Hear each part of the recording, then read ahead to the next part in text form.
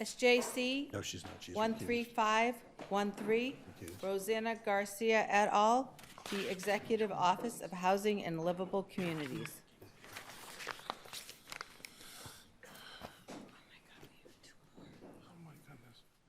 Not easy. Desperate. I know. It's too many days.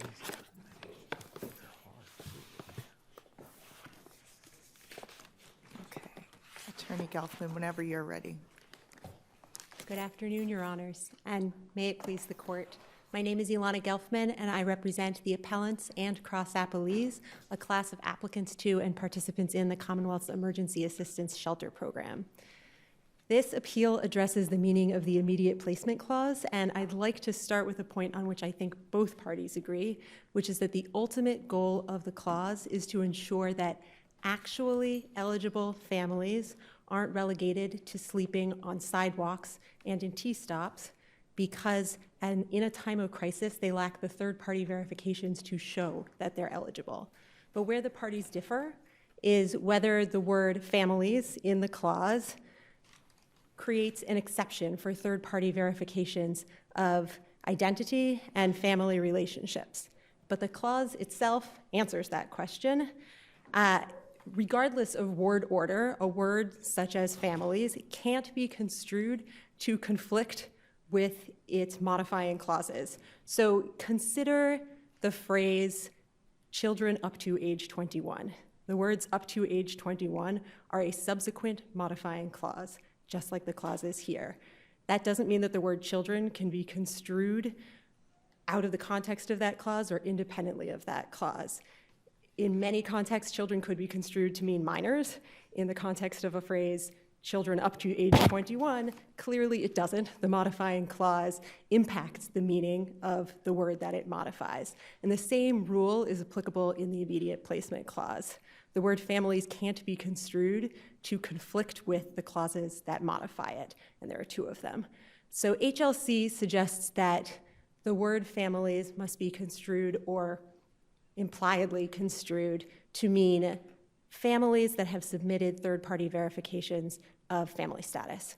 But if that's what the word meant or implied, then the statute would have to read differently. It would have to say families that have submitted third-party verifications of family status, but who need additional time to obtain any other third-party verifications, or families that have, or families who have submitted third-party verifications. Isn't it simpler than that? I mean, I'm just reading the language. Shall immediately provide shelter for up to 30 days to families who appear to be eligible for shelter, quote, based on the statements provided by the family.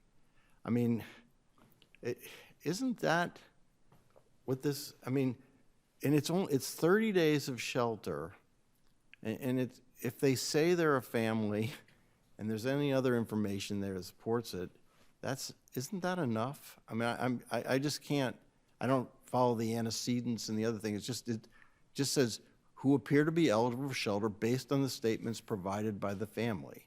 That's absolutely correct, Your Honor. It is that simple, and I think that the legislature added another clause to make really clear that information that is possessed by HLC, that doesn't include third-party verifications that are not possessed by HLC, but fundamentally it boils down to presumptive eligibility is based on apparent eligibility. And how do we determine it? The statute tells us it's based on the statements provided by the family itself and any other information in the possession of HLC. It isn't based on this third category of third-party verifications that HLC would like to collect. So that's absolutely right, Your Honor. It is a very simple statute. Nonetheless, HLC does make a number of arguments about the meaning of the word families. For instance, HLC suggests that the word families must either mean third-party family, families that have submitted third-party verifications, or at least create the discretion for HLC to require them, because otherwise, according to HLC, the legislature would have used the word applicant or the word person. But that would have created ambiguity in the statute, because that would have made it unclear whether the legislature was requiring HLC to provide shelter to the entire family. And similarly, if the statute had included the phrase applicant can group instead of families, it would have created ambiguity as well, because that would have created ambiguity about whether the immediate placement clause applies to pregnant women. Certainly, on its face, it's unclear that a pregnant woman is an applicant group. So, But isn't the argument that the agency is tasked with figuring out who is a family? Like, a group of people come up and they're supposed to say, this is what a family is, and whether or not this group of people fits that definition. So, Your Honor, it's true that when a group of people arrives, HLC can't know for sure about whether they're lying and they might, and whether they are, in fact, definitely a family. But the flip side of that is that HLC can't tell for sure that they're not a family. So if you consider how that applies as a practical matter, and this is a common situation, you have a mother with 2 children, and they're fleeing from DV in the middle of the night, and the mother doesn't have access to any of the underlying paperwork because her abuser locks her away from it as part of the exercise of coercive control. And that mother and her children are a real family, by any definition of the word family, and they also are actually eligible, but they lack those particular third-party verifications. So when they come into HLC, HLC will say, no, you're not presumptively eligible because you're missing those verifications. And then under the plain text of the statute, HLC is denying shelter to a family that appears eligible based on its own statements and any other information in the possession of the executive office. But they're still doing, they're going to have to make that determine. I mean, when 20 people show up and they don't look like each other and they say they're a family, you understand that there's going to raise some concerns here that it's you know, the neighborhood has showed up and not a family. But at least in that 30-day period, it seems like they get the benefit of the doubt. I mean, I understand the agencies gets to dig in, but we're really dealing with this sort of emergency period, right? Just the first 30 days. We are dealing with an emergency period. And then additionally, I would say, if 2 people who are obviously 90 years old show up and they say, oh, he's my son and he's only 10, arguably that's other information in the possession of the agency. What is clear from the statute that they can't require Well, it is seems to third-party meet the definition, right? Those, the 90-year-old, 2 90-year-olds show up and this is my daughter, it is based on their statements. Can see why that gives them some concern, right? I can, but I do think that there is reason to believe that if it's very obvious that there is no minor and there's no minor child. It's other information in the possession of the department, which means they can't dig into it. But if they have information that's apparent on its face, they can exclude. Exactly. So the information that they might have is, oh my goodness, there's 2 90-year-old people in front of us. It's very obvious to us that there is no minor here. And they're not even claiming to be pregnant women.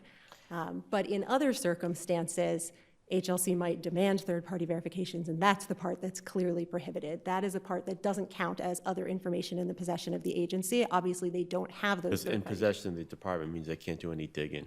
Yes. Yes, and the department does do, I should say, a little bit of digging because there is some information that they have available to them, both from their own databases and also from the Department of Transitional Assistance's database. So they do Or have at least some. I should be more clear, ask for third-party verification. Not Yes, exactly. That's where the line is, and that's what the statute made really clear, is it set up a dichotomy. And on one side of the dichotomy is the statements that are made by the families who are applying and other information that's in the hands of HLC. And on the other side of the dichotomy is third-party verifications. And HLC, despite that, asks for third-party verifications and demands them and then denies shelter in violation of the immediate placement So clause. the judge basically said that when you get to the word families was a precondition before you get to the rest of it. Yes, and so that was why I started talking about the highfalutin grammar things, which is the fact that the word families precedes these other clauses doesn't mean that it can conflict with them. How do we, sorry, No, go ahead. how do we get to the conclusion that families, as is used in the Budget Act, includes pregnant women? Because they appear to be 2 different categories in the core legislation. I forget the statute. So it says needy families and pregnant women. So how do we then get pregnant women within the word families in the requirement that they get emergency shelter? So for most, but not all of the rest of the enabling statute, the statute does speak just in terms of families in a way that if it didn't include pregnant women would mean that the shelter program weren't available at all for pregnant women. So many times when the statute used the word family, it means all of those types of families, and that includes not only families with children, but also pregnant women. Is that just a common matter of construction, or is that a matter of language somewhere? If you look at the statute itself, it never defines the term family, if that's your question. The regulations actually do define the word family, but the statute does not define the word families. Instead, if you look at the layout of the statute, which starts with that sentence and then follows, it's using families to include both of those groups, except for in subsection G, where the Enabling Act often says families and pregnant women and divides them out again. Counsel, I'm still struggling a little bit with getting around the issue of the ambiguity and recognizing that the feds have curtailed agency deference. It's still alive and well here in the Commonwealth, and so I'm still struggling with if we begin with that there is this ambiguity. I know we're getting into kind of all of the construction language and what modifies what, but they have dealt with this, and we have said repeatedly that their interpretations are entitled to this deference, and you say that it's entitled to no deference. Could you talk to me about why that would be no deference?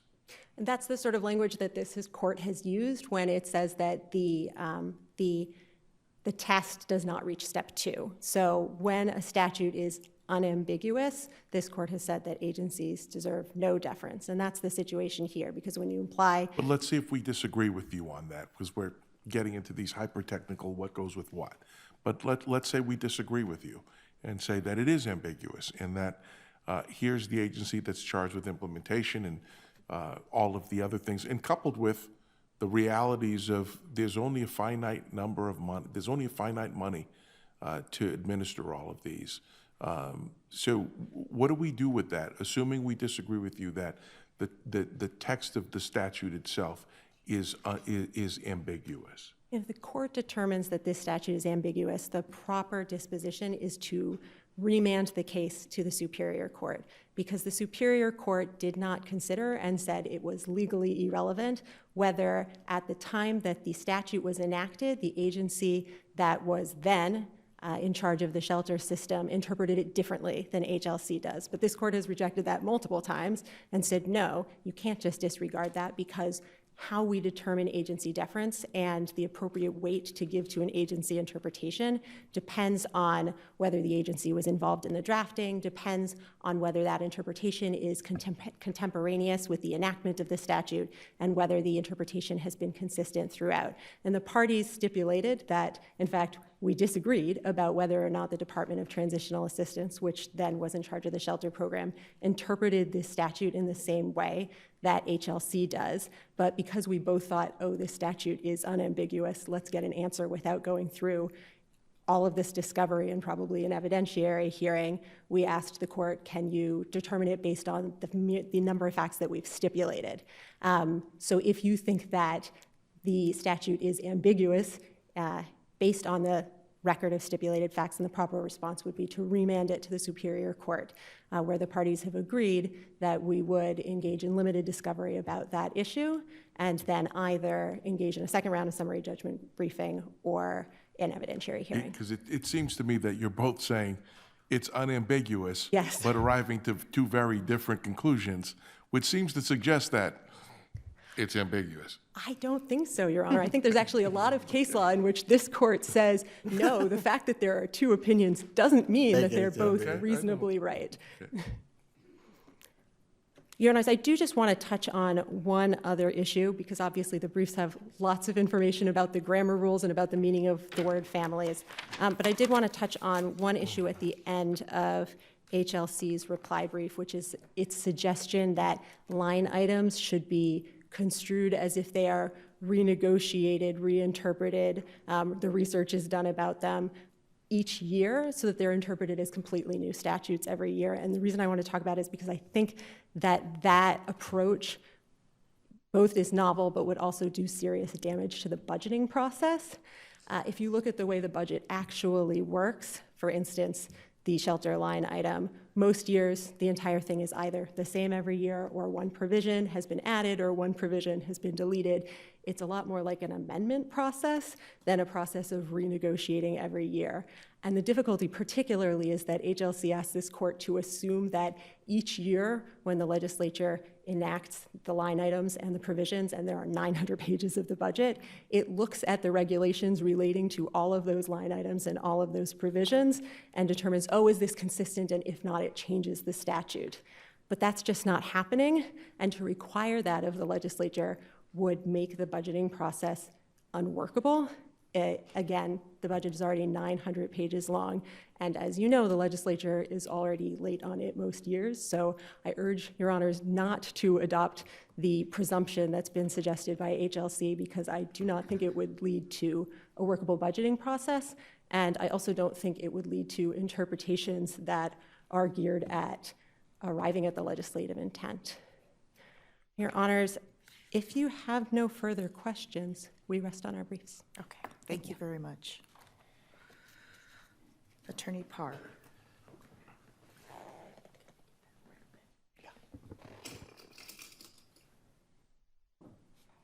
Good afternoon, Chief Justice Budd, Associate Justices, Assistant Attorney General Kim Parr for the Executive Office of Housing and Livable Communities. The Immediate Placement Clause unambiguously reflects the legislative intent to provide shelter to people who are families, not anyone else, and who appear to be eligible for shelter based on their own statements and information in the agency's possession, but who need more time to definitively establish their eligibility. HLC's interpretation gives effect to that intent in two ways. First, it confirms that applicants are families, that adults seeking shelter with a child has some cognizable relationship to the child, that an adult seeking shelter without a child is pregnant, and that every applicant is who they say they are so that the agency may confirm their family status. And then second, for those applicants who are families, the agency determines whether they appear to satisfy the eligibility criteria set by statute and regulation. These are things like the income threshold, their reasons for homelessness, whether they lack feasible alternative housing. And if the families do appear to satisfy those eligibility criteria, they qualify for immediate placement with 30 days to obtain whatever eligibility verifications may be missing. That's what the Immediate Placement Clause says, and that's what the regulation does. I guess the question I've got is, other than families being a precondition, if the clause says that families, then it says who appear, which means there's some level of speculation, to be eligible for such shelter based upon their own statements and or information in the possession of the department, meaning that there's no, those two clauses mean there's no third-party verification.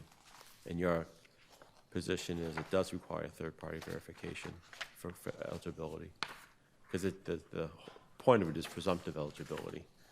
I'm sorry, I didn't hear that The last point of it part. is presumptive eligibility, right? Eligibility, not family status. The entire statutory scheme is set up so that this program is provided only to families with children and pregnant people. So could you address the phrase "who appear to be eligible," and also address the two criteria based on statements provided by the family and other information in the present possession of the department? Yes, and both of those are anchored in the word family. So I do just want to make the preliminary comment that in framing the Immediate Placement Clause this way, the legislature contemplated the reality in which we exist, that some people are families and some are not. And if the legislature had intended to include people who were not families, but who appeared to be families within the benefit of this clause, it would have used different language, such as the word applicant, groups of applicants to cover the concern plaintiffs raised about the status of pregnant women. And we know that the the legislature is able to do that. There are examples where the legislature has referred to recipients and applicants. That's in General Law, Chapter 23B, Section 30BE.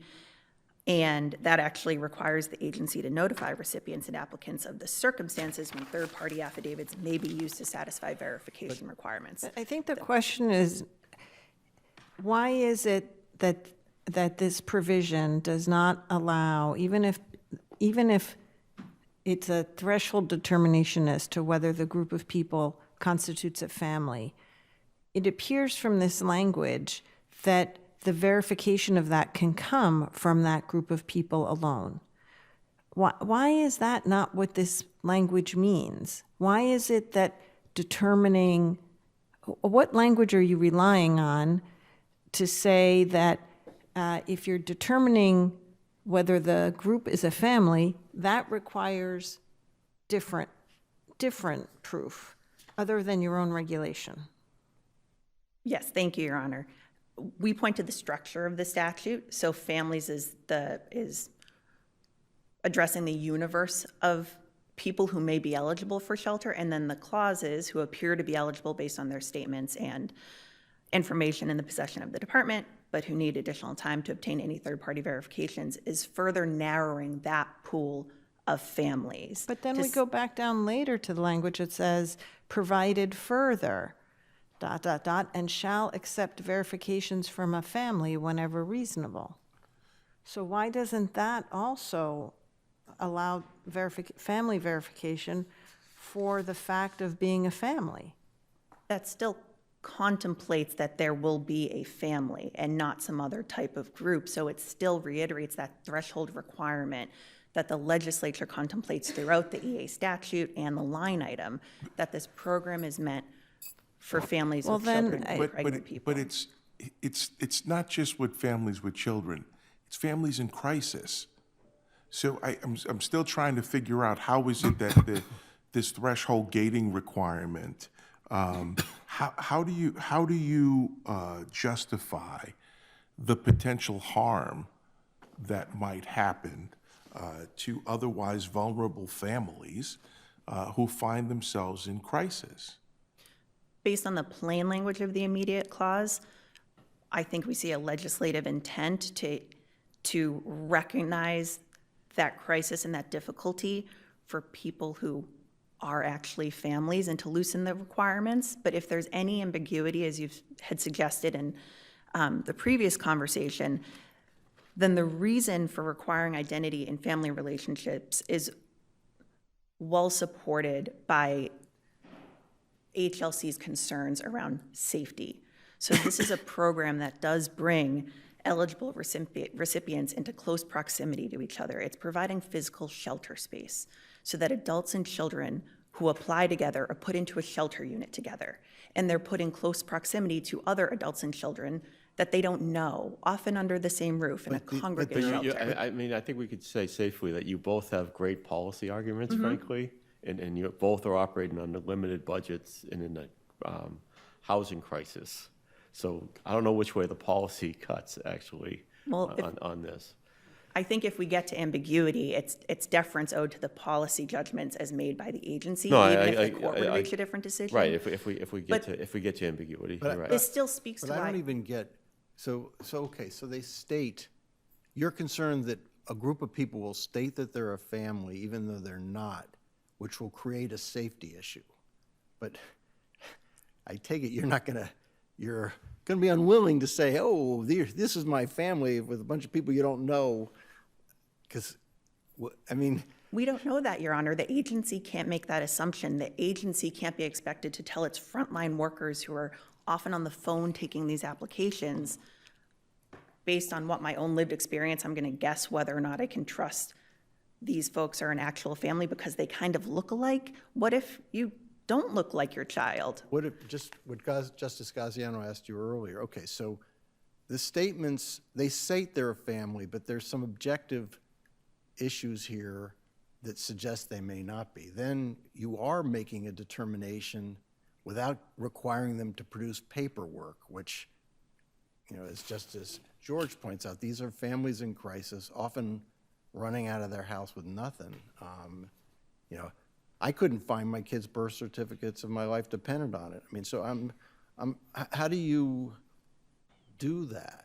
you know? Well, that speaks to how the agency is implementing this. And as the record shows, the agency has established processes by which it's not a requirement that you present a birth certificate. There has to be some documents or other evidence. We're moving under the settlement agreement to a process by which it could be oral confirmation to a school. The the agency is not insisting on these identity and family verifications to keep people out of shelter. It's to keep people safe in shelter. Plaintiffs acknowledge that this is a child welfare program. I don't think And anyone's suggesting that the agency's interpretation is unreasonable or ill-founded as a matter of policy. It's just whether that's driven by the language itself. And our position is that it is. The legislature chose to extend the benefit of the clause to families who appear to be eligible, not to people or applicants who appear to be families who appear to be eligible. That is what plaintiff's reading would suggest. Family status is something that exists on its own through it's a threshold showing that has to be made at every point in the statute. If you look through General Law, Chapter 23B, Section 30, the first sentence is that this program was established for families with children and pregnant women. As Attorney Gelfman said, once you continue going through that statute, it's a constant refrain and presumption that families will be the ones who are eligible for and can obtain shelter. As discussed in a reply, I'm not sure if the court has to reach this question of how to define families, because the question is because the dispositive question is how the word families is intended to operate in the context of the clause. Was ambiguity argued below? It was. Did you argue that the statute was ambiguous? We argued first that the plain language supports the agency's position, and then if it was ambiguous, So you made that in the alternative? Yes, it's entitled to substantial deference because it comports with the plain language of the statute, or at least the immediate placement clause does not unambiguously bar the agency's approach. It harmonizes the immediate placement clause with the rest of the statutory scheme that contemplates providing shelter to certain types of families. And it's supported by these important policy rationales that are supported in the record appendix, where in the HSN, DHCD, HLC's predecessor described situations where people have sought shelter who are not related. They raise concerns about people coming in adults coming in without an authorized relationship with a child, perhaps for an improper purpose. And it also recognizes the fact that some families with children who are eligible for shelter. Was any of that, there's a legislative history discussion in this case too, by the other side, saying that what prompted this language was not what you're describing, but rather, mothers sleeping in cars with their kids, sort of the conventional family being deprived of the shelter because they didn't have the paperwork, right? I don't think that's supported by the record. That's just an assertion that plaintiff's counsel has made. I thought they submitted drafts that, again, I've got to go back and look, but I thought they've put in documentation including sort of the lobbying efforts and other things that went into this statute. Mass Coalition for the Homeless did submit an amicus brief that included its own advocacy for what the legislature should do back in 2005, I think, but that only reflects one organization's views of what should be done. It's not anything from the legislature. It's not the type of legislative debates. By the way, is there any legislative history here? No. There's No. none. So you've been to the State House Library. You guys have been to the state archives on this one, because this is one of the issues about ambiguity is we also can turn to legislative history if the statutory language is ambiguous. Have you done that yet? We've been litigating this issue for years now, and I believe back in the Superior Court, I definitely did a deep dive looking for legislative history. I didn't go to the State House when I was preparing the appeal, but as far as I know, neither side has found legislative debates on this topic. Plaintiffs. Counsel, could I interject one question on that, though? Because your opposing counsel says if we find ambiguity, your construction or the agency's construction doesn't control, and that an order of remand is the appropriate remedy. I take it you disagree with that? I do disagree, and we did not agree that that should be the remedy at the Superior Court level. I think there was some suggestion that the parties agreed that if the court found it was ambiguous, it should go directly to additional discovery. We did not agree to that. That's reflected in the joint statement in the record appendix. The case law that plaintiffs cite about this appropriate weighing of a contemporaneous interpretation of a statute as opposed to a later adopted one doesn't fit neatly into this case. I don't think we are arguing for a general rule that line items must always be construed as these dynamic organisms that this rule could never apply to, but it doesn't fit well into this case because we do have this history where it was first enacted in 2005, and then that was while the program was at DTA, then it went to DHCD, now it's with HLC, and the current interpretation has been in place since 2012. And in that time, the legislature has had ample opportunity to respond to what the agency has been doing. And if HLC got it wrong, the legislature knows how to fix it. There's at least one example from fiscal year 2020 in which the legislature amended the EA line item to directly Can I ask a address. follow-up on that? Yes. So given it's being hotly litigated during this entire time period, they're saying it means this, you're saying it means that. The legislature may just be waiting for the outcome. Is that possible too? Possibly, but if you look through the years, even in the past few years, the legislature is very involved in this particular program. It's making many tweaks, it's intervening when it sees fit, it's adding over time different provisions for what the agency must report or do with families in shelter, always presupposing it's families in shelter. And to the example that I just started to reference, for the fiscal year 2022 budget, the legislature amended the line item to directly address another EA regulation regarding feasible alternative housing. So the line item refers specifically to 760 CMR 67.061B. If the legislature thought HLC was getting it wrong here, it could have taken action in the past 12 or 13 fiscal years to course correct. But it hasn't. And under Falmouth and the other cases cited in our briefs, that's really telling and important evidence that HLC got it right. So how's it working practically? A group of people come up and say, we're a family, we need emergency shelter. What kind of third-party verification is requested? I hesitate only because As an example. we're at an in-between because there's the HSN that was in place and the agency is moving toward implementing the settlement agreement. And so I'm cautious to speak off the record. Okay. But it's kind of a combination of the two. So when somebody presents themselves for shelter, which is happening kind of, it's a split between in-person and on the phone, I believe, the agency asks the applicants for the type of documents they have, tells them what would be needed to confirm their identity and family status or pregnancy.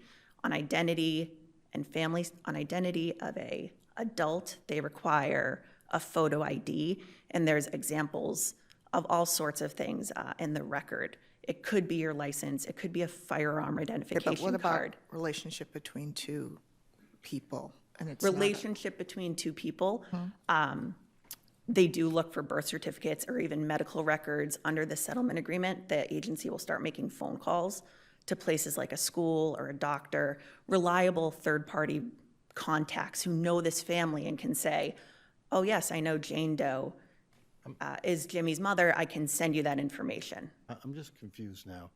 So there's potential that this is going to be mooted out by a settlement agreement? No, Your Honor. The settlement agreement, I will give due credit to plaintiff's counsel who reserved their rights thoroughly in the portion of the settlement agreement discussing this process. So we did talk through the ways the agency should implement the confirmation of identity and family status for presumptive eligibility, but it constantly says this is still subject. If DHCD gets the authority from the court to do this, this is what they will do.